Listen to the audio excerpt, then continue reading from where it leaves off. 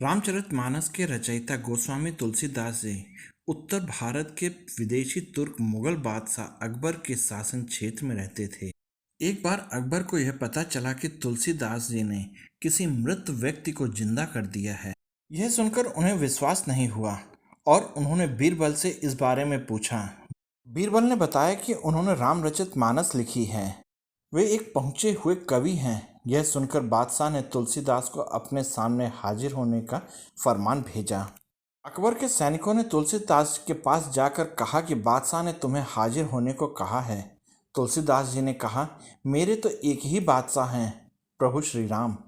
मैं तो भगवान श्री राम का भक्त हूँ, मुझे किसी बादशाह या लाल किले से क्या लेना देना। तुलसीदास ने वहां जाने से साफ मना कर दिया। जब यह बात बादशाह को पता लगी तो उसने तुलसीदास को बंदी बनाकर उसके सामने पेश करने को कहा।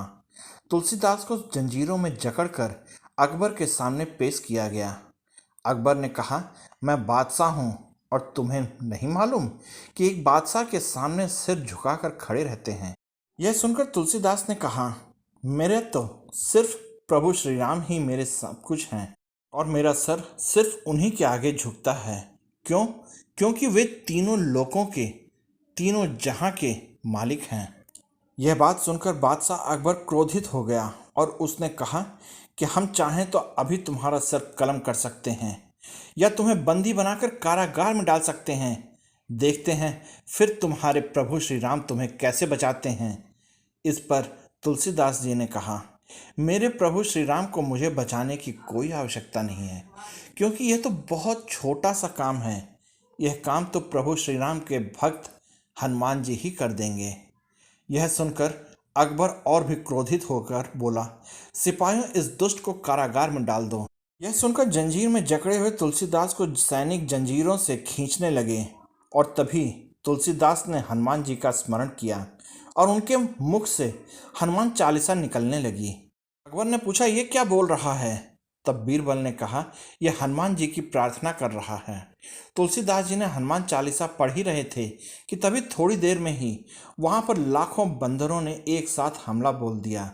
अचानक हुए इस हमले को देखकर सारे सैनिक घबरा गए और इधर उधर भागने लगे। अकबर को भी अपनी जान बचाने के लिए ऊपर गलियारे में भागना पड़ा। अकबर ने बीरबल से पूछा, ये क्या हो रहा है? ये अचानक इतने सारे बंदर कहाँ से आ गए? तब बीरबल ने कहा, महाराज, ये वानर सेना है, तुलसीदास जी की रक्षा के लिए आई है।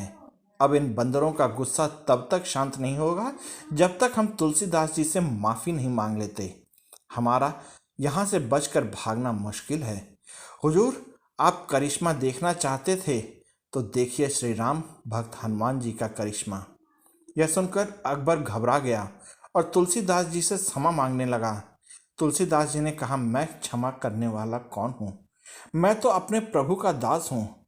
बाद में अकबर ने तुलसीदास जी को ससम्मान उन्हें लाव लश्कर के साथ मथुरा भिजवा दिया।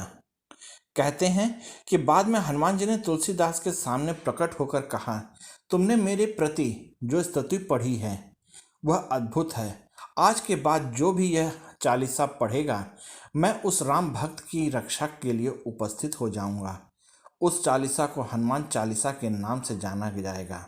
आप लोगों को ये वीडियो कैसी लगी कृपया कमेंट करके मुझे बताइएगा।